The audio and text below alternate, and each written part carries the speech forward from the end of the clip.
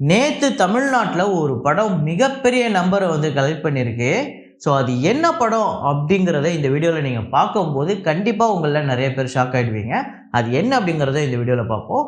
நேற்று நிறையா படங்கள் ரிலீஸ் ஆகிருக்கு. ஹிந்தியில் வந்து குரு அப்படின்னு ஒரு படம், அப்புறம் வந்து தெலுங்கில் டில்லு ஸ்கொயர், ஹாலிவுட்டில் பார்த்திங்க அப்படின்னா காட்ஸிலா எக்ஸ் காங்கு, அப்புறம் ஆடு ஜீவிதம் ஆல்ரெடி 2வது நாள் ஒரு மிகப்பெரிய வசூல் எடுத்திருக்கு. இது எல்லாத்தையுமே இந்த வீடியோவில் பார்ப்போம்.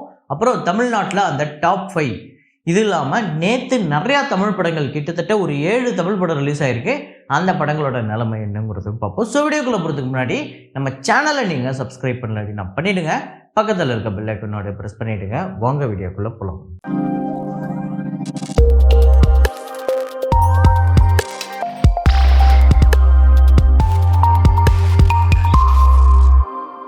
நேற்று வீடியோவில் நான் ஒரு ஃப்ரேம் ஒன்று வச்சுருந்தேன். அதை நிறைய பேர் கரெக்டாக கெஸ் பண்ணியிருந்தீங்க. அது என்ன ஃப்ரேம், என்ன படம் அப்படிங்கிறத பார்த்துட்டு வாங்க.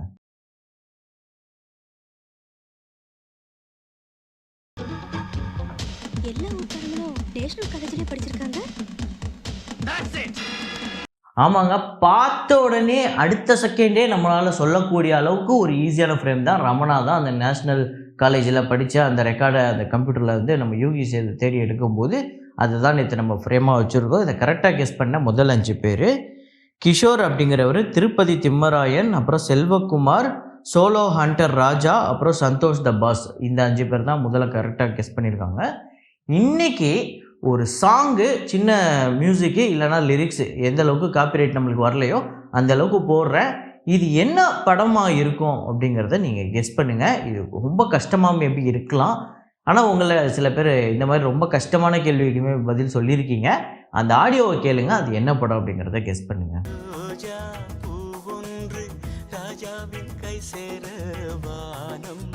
டியூன் 2 அந்த படத்தோட 29வது நாள் வசூல் இந்தியாவில் வந்து 12 லட்சம், வேர்ல்டு வைடு $2.2 மில்லியன், 18 கோடியே 30 லட்சம். இந்தியா முழுக்க இந்த படம் 29 கோடியே 4 லட்சமும், வேர்ல்டு வைடு $583.5 மில்லியன், 4863 கோடி. மிகப்பெரிய நம்பரை கலெக்ட் பண்ணியிருக்கு உலகம் முழுக்க. குங்ஃபு பாண்டா 4 இந்தியாவில் டே 15 93 லட்சம், worldwide day 22 $2.3 million. So 34 கோடியே 96 லட்சம் இந்தியாவிலையும், வேர்ல்டு வைடு $287.9 மில்லியன் வந்து கலெக்ட் பண்ணியிருக்கு. 2400 கோடிக்கிட்ட வருது. Godzilla x Kong the new empire அப்படிங்கிற இந்த படம் வந்து நேற்று மிகப்பெரிய ஓப்பனிங்க. இந்தியாவில் மட்டுமே டே 1 17 கோடியே 38 லட்சம் வந்து வசூல் பண்ணியிருக்கு. எனக்கு தெரிஞ்சு ரீசெண்ட் டைம்ஸில் எந்த ஒரு ஹாலிவுட் படமும் இந்த அளவுக்கு இந்தியாவில் வந்து இவ்வளோ பெரிய வசூல் எடுக்கல. அதே மாதிரியே டே 1 வேர்ல்டு வைடு $75 மில்லியன், 625 கோடி வருது. இந்த படத்தோட பட்ஜெட் $135 மில்லியன், 1120 கோடிக்கு மேலே வருது. ஸோ ஓப்பனிங் மிகப்பெரிய நம்பர். அது மட்டும் இல்லாமல் இந்த படம் தமிழ்நாட்டில் ஒரு பெரிய வசூல் எடுத்திருக்கு. அதை நான் சொல்கிறேன் கொஞ்சம் நேரத்தில். ஷைத்தான் டே 22 இந்தியாவில் வந்து 1 கோடியே 43 லட்சம், வேர்ல்டு வைடு 1 கோடியே 68 லட்சம், 157 கோடியே 69 லட்சம் இந்தியாவிலையும், 191 கோடியே 75 லட்சம் இந்த படம் வந்து வசூல் பண்ணியிருக்கு. ஸோ 200 கோடியை மேபி இந்த வீக்கெண்டே தாண்டறதுக்கு வாய்ப்பு இருக்குதுன்னு நினைக்கிறேன். அப்புறம் மேட்கான் எக்ஸ்பிரஸ் அந்த படத்தோட டே 8 கலெக்ஷன் இந்தியாவில் வந்து 1 கோடியே 14 லட்சம், வேர்ல்டு வைடு 1 கோடியே 35 லட்சம், 15 கோடியே 99 லட்சம் இந்தியாவிலையும், வேர்ல்டு வைடு 17 கோடியே 1 லட்சம். அப்புறம் ஸ்வதந்திரியா வீர சாவர்கர் அப்படிங்கிற படம் டே 8 இந்தியாவில் வந்து 1 கோடியே 18 லட்சம், வேர்ல்டு வைடு 1 கோடியே 29 லட்சம், 13 கோடியே 3 லட்சம் இந்தியாவிலையும், வேர்ல்டு வைடு 14 கோடியே 2 லட்சம். அப்புறம் க்ரூ, ஸோ நேற்று வந்து இந்த படம் வந்து ரிலீஸ் ஆகிருக்கு. கரீனா கபூர், தபு, கிருத்தி சானன். ஸோ ஒரு மிகப்பெரிய ஓப்பனிங் வந்திருக்கு. இந்தியாவில் வந்து 11 கோடியே 8 லட்சம், வேர்ல்டு வைடு 19 கோடியே 10 லட்சம் வந்து வசூல் பண்ணியிருக்கு. 60 கோடி இந்த படத்தோட பட்ஜெட்டு. ஸோ ஓவர்சீஸில் இந்த படம் கிட்டத்தட்ட 8 கோடிக்கு மேலே வந்து வசூல் பண்ணியிருக்கு. அப்புறம் ஓம் பீம் புஷ் அப்படிங்கிற தெலுங்கு படம் டே 8 கலெக்ஷன் ஆந்திரா தெலுங்கானாவில் 42 லட்சம், வேர்ல்டு வைடு 44 லட்சம், 12 கோடியே 52 லட்சம் ஆந்திரா தெலுங்கானாலையும், டோட்டலாக 15 கோடியே 55 லட்சம் வேர்ல்டு வைடு கலெக்ட் பண்ணியிருக்கு. டில்லு ஸ்கொயர், ஸோ இந்த படம் வந்து ஒரு மிகப்பெரிய ப்ரொமோஷன் இருந்தது. அதுக்கேற்ற மாதிரியே போஸ்டர்லாம் வந்து பயங்கர ரீச்சாக இருந்துச்சு. இந்த படத்தோட ட்ரெய்லருமே பயங்கர வைரல் ஆச்சு. இந்த படம் டே 1 ஓப்பனிங் ஒரு மிகப்பெரிய நம்பரை கலெக்ட் பண்ணியிருக்கு. ஆந்திரா தெலுங்கானாவில் 12 கோடியே 15 லட்சம் வந்து வசூல் பண்ணியிருக்கு. தமிழ்நாட்டில் 21 லட்சம், கர்நாடகாவில் 1 கோடி, ரெஸ்ட் ஆஃப் இந்தியாவில் 16 லட்சம், ஓவர்சீஸில் 10 கோடியே 15 லட்சம், வேர்ல்டு வைடு 23 கோடியே 67 லட்சம், பட்ஜெட் 40 கோடி. ஸோ இந்த படம் பட்ஜெட்டை விட டே 1லேயே பட்ஜெட்டில் பாதி எடுத்துருச்சு. ஸோ டே 2 டே 3லாம் அதாவது சாட்டர்டே சண்டேலாம் எப்படி இந்த படம் போகுதுங்கிறத வச்சு தான் தெரியும். இந்த படம் கண்டிப்பாக ஒரு பெரிய வெற்றி திரைப்படமாக தான் அமைப்போது. ஏன்னா அதுக்கு சான்று இந்த டே 1 கலெக்ஷன்.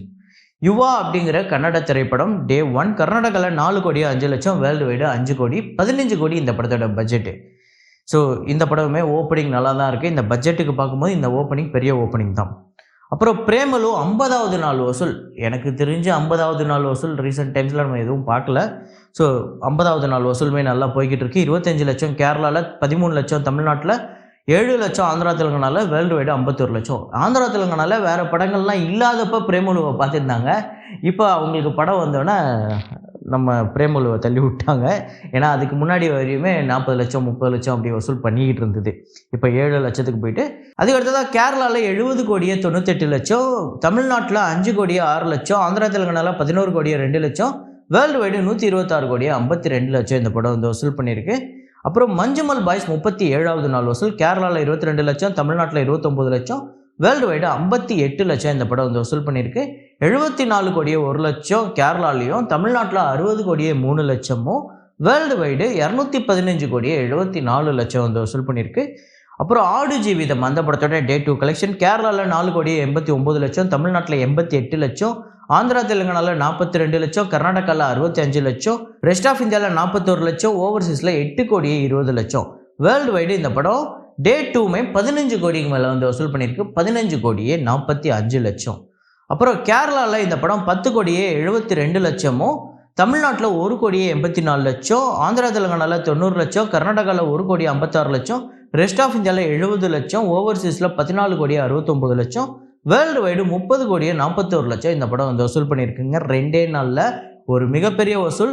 இந்த படம் எவ்வளோக்கு தியேட்டர்கள் ரீச் போயிருக்கு, எவ்வளோ வசூல் பண்ணால் இந்த படம் வெற்றி திரைப்படமாக அமையுங்கிறதுலாம் வரப்போகிற நாட்களில் நம்ம ரொம்ப தெளிவாக பார்ப்போம். இப்போதைக்கு 2 நாள் கலெக்ஷனுங்கிறது வேறு லெவலில் வந்திருக்கு. ஆடு ஜீவிதம் த கோட் லைஃப். ஸோ மீண்டும் ஒரு மலையாள திரைப்படம் தொடர்ந்து வசூலில் வந்து ஒரு மிகப்பெரிய சாதனை பண்ணிக்கிட்டு இருக்கு. அப்புறம் ரெபல் வந்து நம்ம 30 லட்சம் 39 லட்சம் கிட்ட வரையுமே சொன்னோம். ஆனால் இந்த 39 லட்சம் நிறையா ஸ்க்ரீன்ஸில் ஓடி நிறையா ஷோஸ் கொடுத்துமே இது ரொம்ப கம்மியான கலெக்ஷன் வந்திருக்கு அப்படின்னு சொல்கிறாங்க. அதனால் இப்போ படங்கள் வந்ததுக்கப்புறம் மொத்தமாக டோட்டலாக தூக்கிட்டாங்க. பார்த்திங்க அப்படின்னா ரெபலுக்கு வந்து மொத்தமாகவே 10-15 ஷோ தான் இருக்குது. அதில் 4 லட்சம் தமிழ்நாட்டிலையும், வேர்ல்டு வைடு 5 லட்சம், 3 கோடியே 33 லட்சம் தமிழ்நாட்டிலையும், 3 கோடியே 55 லட்சம் வேர்ல்டு வைடு கலெக்ட் பண்ணியிருக்கு. அவ்வளோதான், இதை முடிச்சு விட்டாங்க. அப்புறம் நேற்று ரிலீஸ் ஆன சில தமிழ் படங்கள். இதில் முதல் படம் பார்த்திங்க அப்படின்னா எப்புட்ரா, அதாவது ஒரு பையன் கையில் ரப்பரை வச்சுக்கிட்டு இப்படி மாறணுன்னா எப்புட்ரா அப்படிம்பாங்கள்ல, அதையே டைட்டிலாக வச்சு ஒரு படம் எடுத்திருக்காங்க. டே 1 கலெக்ஷன் 35,000 வந்து வசூல் பண்ணியிருக்கு. 1 கோடி இந்த படத்தோட பட்ஜெட். நேற்று இந்த நேரம் ஷாரிக் அப்படிங்கிற அந்த பிக் பாஸ் கண்டெஸ்டன்ட், நம்ம உமா ரியாஸ் கான் அவர்களோட மகன், அவர் வந்து நடித்த படம் டே 1 1 லட்சம், 2 கோடி இந்த படத்தோட பட்ஜெட். வெப்பம் குளிர் மழை. ரீசெண்ட் டைம்ஸில் இதோட ஒரு மட்டமான ஒரு போஸ்டரை நான் பார்த்ததே இல்லை. இந்த போஸ்டரில் அவங்க என்ன சொல்ல வந்தாங்கலாம் தெரில. பார்க்கும்போதே ஒரு மாதிரி வியர்டாக இருந்தது, பார்க்குறதுக்கே நல்லாவே இல்லை. ஸோ டே 1 2.5 லட்சம் இந்த படம் வந்து வசூல் பண்ணியிருக்கு. பட்ஜெட் 2 கோடியே 20 லட்சம். இடி மின்னல் காதல். ஸோ சிபி அவருமே பிக் பாஸ் கண்டெஸ்டன்ட் தான், அவரு ஒரு படம் நடிச்சிருக்காரு. டே 1 3 லட்சம், 3 கோடி இந்த படத்தோட பட்ஜெட். த ஃபாரஸ்ட் அப்படின்னு ஆண்ட்ரியா நடித்த படம் 5.5 லட்சம் இந்த படம் வந்து வசூல் பண்ணியிருக்கு. டே 1 4 கோடி இந்த படத்தோட பட்ஜெட். பூமர் அங்கிள் அப்படிங்கிற படம். ஸோ ஓவியா இவங்களுமே ஒரு பிக் பாஸ் கண்டெஸ்டன்ட் தான். அதில் வந்து நம்ம யோகி பாபு. டே 1 4.5 லட்சம், 3.5 கோடி இந்த படத்தோட பட்ஜெட். அப்புறம் ஹாட்ஸ்பாட், இதுலேயுமே ஒரு 2 பிக் பாஸ் கண்டெஸ்டன்ட் இருக்காங்கன்னு நினைக்கிறேன். ஒன்று வந்து சாண்டி, இன்னொன்று வந்து ஜனனி. ஆமாம், இருக்காங்க. டே 1 வந்து 5 லட்சம் இந்த படத்தோட வசூல். பட்ஜெட் வந்து 4 கோடி. த பாய்ஸ் அப்படிங்கிற படம் தமிழ்நாட்டில் 10 லட்சம், வேர்ல்டு வைடு 11 லட்சம். இந்த படத்தோட பட்ஜெட் 3.5 கோடி. ஸோ இப்போ ஒரு 7 படமா, பாய்ஸு, ஹாட்ஸ்பாட்டு, பூமர் அங்கிள், 8 படம் வந்திருக்கு. இந்த 8 படத்தில் ஒரு 10 பிக் பாஸ் கண்டெஸ்டன்ட் நடிச்சிருக்காங்கன்னு நினைக்கிறேன். ஸோ அப்புறம் இந்த படங்களோட பேர்லாம் பார்த்தீங்கன்னா வெப்பம் குளிர் மழை, நேற்று இந்த நேரம், அப்புறம் இடி மின்னல் காதல், என்னமோ நம்ம வெதர் ரிப்போர்ட் பார்க்குற மாதிரி இருக்குது இந்த படங்களோட பேர்லாம். ஸோ இது வந்து ஒரு பேட்ச்சு, இதை வந்து வெதர் ரிப்போர்ட் பேட்ச் அப்படின்னு நம்ம வச்சுக்கலாம். இதில் ஓரளவுக்கு டீசெண்டான கலெக்ஷன் அப்படின்னு பார்த்தீங்கன்னா அதுவுமே ஒரு மோசமான கலெக்ஷன் தான். இது எல்லாத்தையும் கம்பேர் பண்ணும்போது தமிழ் படங்களில் இது ஒரு டீசெண்டான கலெக்ஷன். 10 லட்சம் தமிழ்நாட்டில் வந்து வசூல் பண்ணியிருக்கு. ஆனால் இந்த படத்தோட ட்ரெய்லரை ரீசெண்ட் டைம்ஸில் நான் பார்த்ததுலே ஒரு மோசமான ஒரு ட்ரெய்லர். தமிழ் சினிமாவை கேவலப்படுத்துறதுக்கும் ஃபில்ம் மேக்கிங்கை கேவலப்படுத்துறதுக்குமே சில பேர் இருக்காங்க. அந்த மாதிரி ஒரு ஃபில்ம் மேக்கிங் தான் இந்த படம்னு நான் நினைக்கிறேன். ஸோ எனக்கு இந்த மாதிரி படங்களில் பெருசாக ஆர்வமும் இல்லை, இந்த மாதிரி படங்களை நான் பார்க்குறதும் கிடையாது. ஸோ உங்களில் எத்தனை பேருக்கு அப்படி இருக்குன்னு சொல்லுங்கள். அதுக்கு அடுத்ததான் டாப் 5 தமிழ்நாடு. இதில் பார்த்தீங்க அப்படின்னா ஒரு படம் மிகப்பெரிய நம்பரை தமிழ்நாட்டில் கலெக்ட் பண்ணியிருக்கு. காட்ஜிலா எக்ஸ் காங் 4 கோடியே 55 லட்சம். ஸோ அதுக்கு மறுபடியும் நான் வரேன். கோட் லைஃப் 88 லட்சம், மஞ்சுமல் பாய்ஸ் 29 லட்சம், டில்லு ஸ்கொயர் 21 லட்சம், க்ரூ வந்து 14 லட்சம். இப்போது இந்த 4 கோடியே 55 லட்சங்கிறது எப்படிப்பட்ட ஒரு வசூல் தெரியுமா? இது வந்து ஒரு ஹாலிவுட் டப்பிங் தான். ஸோ வழக்கமாக நம்ம தமிழ்நாட்டில் ஒரு 50 லட்சம் 60 லட்சம் ஒரு ஹாலிவுட் டப்பிங்க்கு வந்தாலே பெரிய வசூல். ஆனால் இந்த படம் டே 1 ஓப்பனிங் இவ்வளோ பெரிய வசூல் வந்திருக்குது. உண்மையிலேயே எனக்கு ஷாக்கிங்காக இருக்குது. நான் எதிர்பார்க்கல தமிழ்நாட்டில் இவ்வளோ வசூல் வரும்னு. இந்தியாவில் வந்து 17 கோடி வந்திருக்குன்னா அதில் தமிழ்நாட்டில் 4.5 கோடி வந்திருக்கு. இப்போ இந்த 4 கோடியே 55 லட்சம் இதுதான் 2024 டே 1 ஓப்பனிங் தமிழ்நாடு கலெக்ஷனில் டாப் 2ல் இருக்குது. டாப் 1 வந்து கேப்டன் மில்லர், அது வந்து 8 கோடிக்கு மேலே இருந்தது. இந்த படம் வந்து 4.5 கோடி. இதுக்கு ஒரு 2 லட்சம் 3 லட்சம் கம்மியாக அயலாண்ட் இருக்குது. ஸோ இப்போதைக்கு இதுதான் டாப் 2ல் இருக்குது. ஒரு இங்கிலீஷ் படம் டே 1 கலெக்ஷன் தமிழ்நாட்டில் இந்த அளவுக்கு வசூல் எடுக்கிறத பற்றி நீங்கள் என்ன நினைக்கிறீங்க? அதுவும் இல்லாமல் இந்த தமிழ்நாடு டாப் 5 பாக்ஸ் ஆஃபீஸில் ஒரு தமிழ் படம் கூட இல்லை.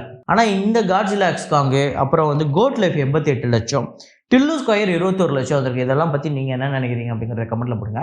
இதே மாதிரி ஒரு வீடியோவில் இதே மாதிரி கலெக்ஷன் ரிப்போர்ட்டில் மீண்டும் நான் உங்களை சந்திக்கிறேன். Signing off Rahman.